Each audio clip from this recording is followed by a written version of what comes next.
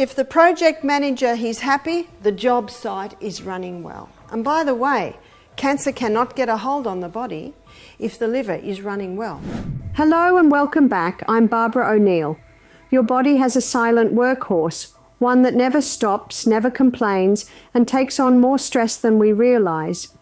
It filters toxins, balances nutrients, and even determines your energy levels. Yet most people don't give it a second thought until problems arise. I'm talking about your liver, an organ so crucial that damage to it can affect nearly every system in your body. And here's a shocking fact. 1 in 4 adults has some form of liver disease, often without even knowing it. Fatigue, stubborn weight gain, hormone imbalances, these can all be warning signs. But the good news, your liver has the power to heal itself if you know how to support it. Today, we'll explore what weakens the liver, how it affects your overall health, and most importantly, what you can do to restore and protect this vital organ. Let's dive in. Your liver, very important organ because cancer cannot get a hold on the body if your liver's working well. There's an old proverb, it's found in Proverbs 14 verse 6. It says, "Knowledge is easy to him that understands." So what I want to do tonight is I want to give you an understanding of your liver, because when you have an understanding of your liver, you actually then have the knowledge on how to treat it. And everything that comes into your body comes first to the liver. And the liver basically determines where everything goes. And everything that comes out of your body comes out under the jurisdiction of the liver. And so I'm going to begin with showing you, which I already have touched on, is what happens with everything that comes into the liver. Now, any environmental poisons that come into the liver assesses it, and if it's really toxic, it wraps it up in fat and stores it. But if it can, it'll break it down to a water-soluble state and release it. What we also looked at in our last lecture is what happens with the food. All of this food breaks down to glucose in the gastrointestinal tract, and then it goes into the blood on the M1 straight to the liver. So here's our liver. And then the liver determines where it goes. The liver is the largest internal organ in the body. Your liver is the only organ that has the ability to regenerate, and you'll see why God made it that so as we go through this lecture. Your liver is called the project manager because everything that goes into the body goes first to the liver. It determines what happens. And so as I showed you in the last lecture, all of this food breaks down to glucose. The glucose goes into the blood and it goes straight to the liver.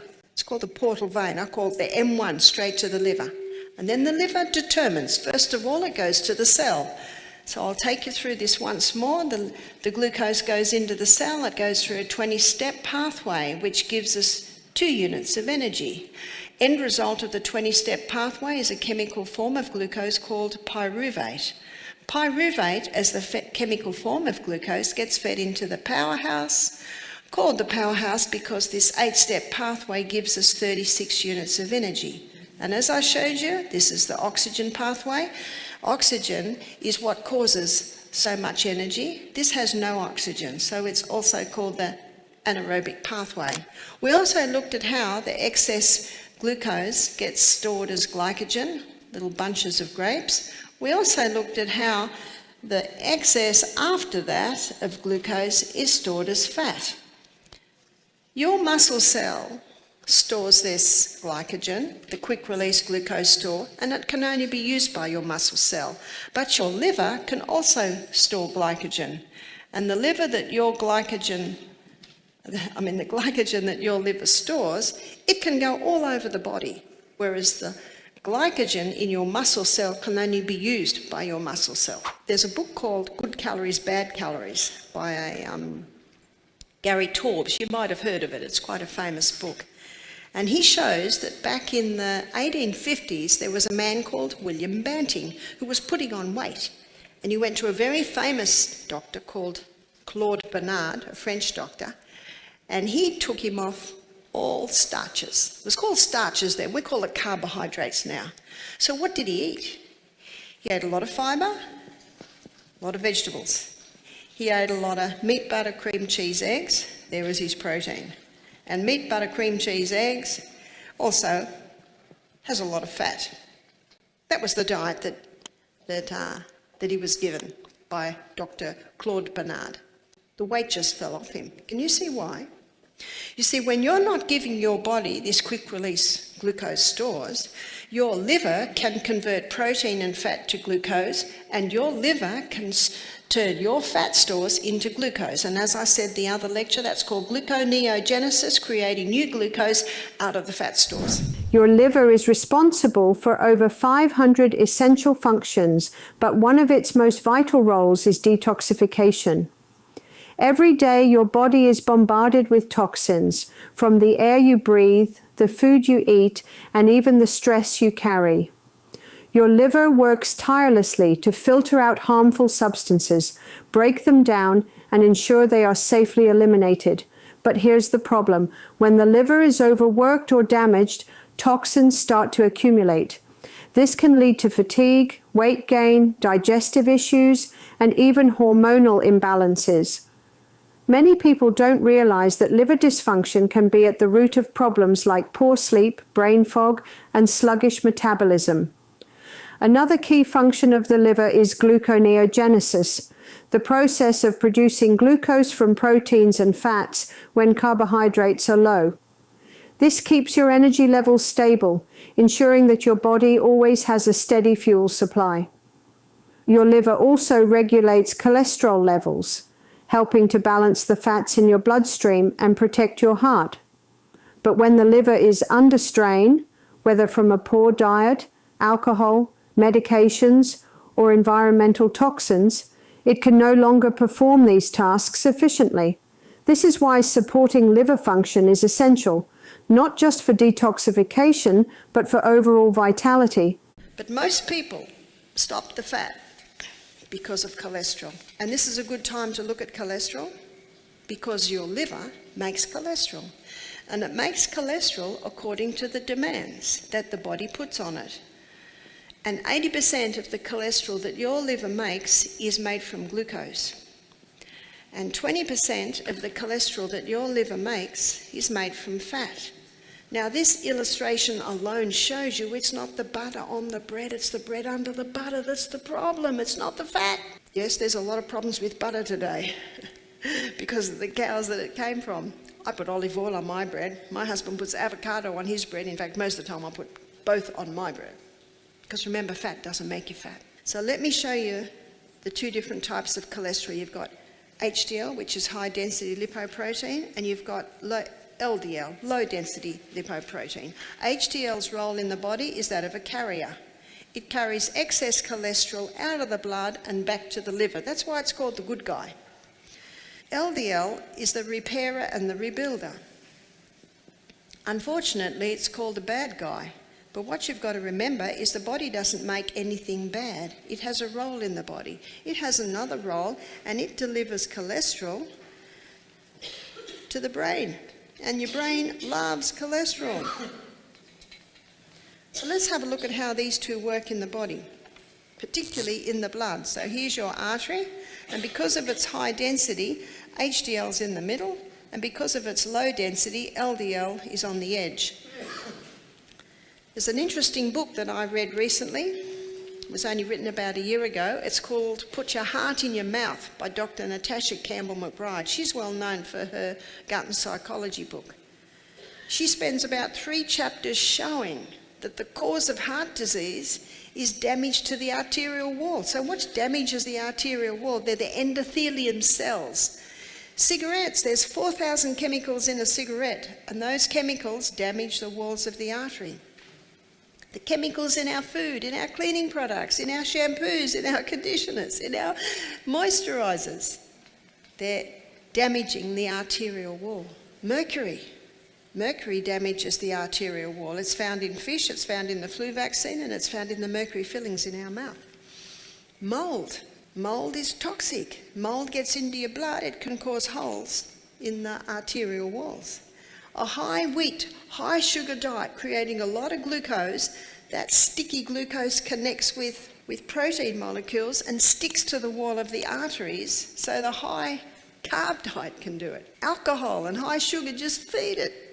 Who's going to plug up the holes, students? The repairer and the rebuilder. The repairer and the rebuilder comes along and plugs up the holes. Now, the person doesn't realise that the mouldy house is killing them. They don't really believe what it says on the packet of the cigarettes. They don't realise that the chemicals that they're cleaning their bathrooms with, that are in their food. And so what's happening is the damage continues. They don't realise that the mercury fillings in their mouth are damaging the walls. So what's happening in the arteries? What's it called? Atherosclerosis. To blame cholesterol for heart disease is like blaming the fire trucks for the fire. Dr. Malcolm Kendrick, in his book, The Great Cholesterol Con, he says there is no proof. We've been deceived. So when they increase the cholesterol-lowering medication, which so many are on, sadly, what does that do? Well, what it does is it blocks the pathway in the liver that the liver uses to make cholesterol, but it's the same pathway that the liver uses to make coenzyme Q10. What's coenzyme Q10? It's your heart protective enzyme. So someone can go on cholesterol-lowering medication to reduce their heart disease and increase their risk. Surely that's reducing heart disease, has it? No. Something else is happening. Are you ready for the side effects of cholesterol-lowering medication? Dementia, Alzheimer's, memory loss, muscle wasting, and they've just added another one, breast cancer, because your sex hormones are made from cholesterol. So if you're on cholesterol-lowering medication, you can stop immediately. There will be a side effect. Your memory will return. That's the only side effect. 1,700 cases of Alzheimer's are being diagnosed every week in Australia. Okay, so cholesterol-lowering medication, fat-free diet, margarine. Surely that's reduced heart disease? No, because it's a false theory. In his research, Ansel Keys, he had to eliminate the Maasai. They live on blood, milk and meat, zero heart disease. He had to put them out of the equation. They don't prove his theory. Is that true science? Mind you, they don't live long because their poor gut can't handle no fibre, but they don't have heart disease. We've been spun a lie. I'm sorry to break the news to you. Well, they've tried something else. This is another great deception. When I was in America 2 years ago running a health retreat in Alabama, we had a nutritionist do our program. She was 69. She was in very good nick for her age, still working. She said, I have the advantage of being trained in university 40 years ago. She said, 40 years ago, we were taught that a cholesterol level under 300 was perfectly safe. Now, on Australian standards, that would be about 7.5. Did you hear that? Perfectly safe. She said they've dropped the levels. In America, it's now 200. Anyone over 200 is put on cholesterol-lowering medication. What would that be in Australia? Is that 5.5? Is that true? Anyone over 5.5 in Australia is put on cholesterol-lowering medication? Okay, so cholesterol-lowering medication, fat-free diet. They've lowered the levels. Surely that has reduced heart disease. Has it? Not at all. Not at all. It's still the number one killer. Yet Alzheimer's come up, mental illness has come up because your brain cannot function without cholesterol. But what I'd like to look at now is what happens with everything that comes out of your body. And I'd like to show you what happens at Misty Mountain Health Retreat when our guests fast for 2 days. You see, when you fast for 2 days, we serve fresh fruit and vegetable juices every 2 hours. When you fast for 2 days, digestion stops. And we're not giving enough fuel to run on, and so your body starts to break down fat stores. And something else a little bit more sinister is being released. It's your fat-soluble toxins that have been stored in our fat cells over many a year. And your body cannot release fat-soluble toxins in a fat-soluble state. They have to be broken down to a water-soluble state. Then they can be released. So let me show you how this happens. This is the symbol of the fat-soluble toxin. Phase 1. So our guests on Monday, when they're fasting, their liver goes into phase 1 of the breakdown. In phase 1, the liver takes this fat-soluble toxin and it breaks it down to a metabolite. A metabolite simply means first stage of metabolism. This metabolite is a lot more complicated than it originally was. It's actually highly volatile. This metabolite creates a lot of free radicals. And free radicals damage the tissues. This metabolite can sometimes be 100 times more toxic than it originally was, especially in the breakdown of alcohol. You might say, well, what's the liver done? It's just created something worse than it originally was. It's a process. It's like when I clean out my kitchen cupboards. My kitchen looks 100 times messier than when I started. It's a process. But your liver has certain needs at this phase. It needs antioxidants. Antioxidants are given a nickname, free radical scavengers. So what are your most potent antioxidants? Beta-carotene, that's found in your orange and your green-coloured vegetables. And vitamin C, ascorbic acid with bioflavonoids, and vitamin E, a fat-soluble vitamin. We have to be eating fat to get our fat-soluble vitamins. Now, within 36 hours of beginning a detox, a fast, phase 2 kicks in. In phase 2, the liver takes this highly volatile metabolite and it joins it together with amino acids. The union of the amino acids and the toxic metabolite creates the water-soluble state. And remember, as a water-soluble state, it can be easily released out of the body. And its symbol is a wave in a box. Phase 3 happens in conjunction with phase 2. In phase 3, your liver takes this water-soluble state and releases it out via your urine, releases it out via your sweat glands, releases it out via your colon. And that's why at Misty Mountain Health Retreat, every afternoon our guests go in a steam sauna and have a good sweat. Important part of the detox. If you want to protect and restore your liver, you need to make lifestyle changes that reduce its toxic burden. Here are some of the most powerful ways to do that. Hydration is key. Drinking plenty of water helps flush out toxins through urine and sweat. At Misty Mountain Health Retreat, we encourage guests to increase water intake alongside fresh juices to support the detox process. Eat liver-supporting foods. Your diet plays a huge role in liver function. Focus on dark leafy greens like kale, spinach and parsley, rich in chlorophyll to help cleanse the liver. Lemon, although acidic in taste, it has an alkalizing effect on the body and helps stimulate liver detoxification. Super greens like barley grass and spirulina, powerful for alkalizing the blood and reducing inflammation. Healthy fats from sources like avocados, nuts and olive oil support liver regeneration and hormone balance. Gentle physical activity. Movement helps improve circulation and supports the lymphatic system in removing toxins. Light stretching, walking, or deep breathing exercises can make a big difference. Quality sleep and stress reduction. Your body does most of its repair work while you sleep. Getting enough rest and managing stress through relaxation techniques can boost your liver's ability to heal. Your liver is one of the most resilient organs in your body. It has the power to regenerate and heal when given the right support. But in today's world, where toxins are everywhere, you must take proactive steps to protect it. If you found this video helpful, give it a thumbs up and subscribe for more health insights. Have any questions or personal experiences with liver health? Drop them in the comments below. I'd love to hear from you. Take care of your liver and it will take care of you. See you in the next video.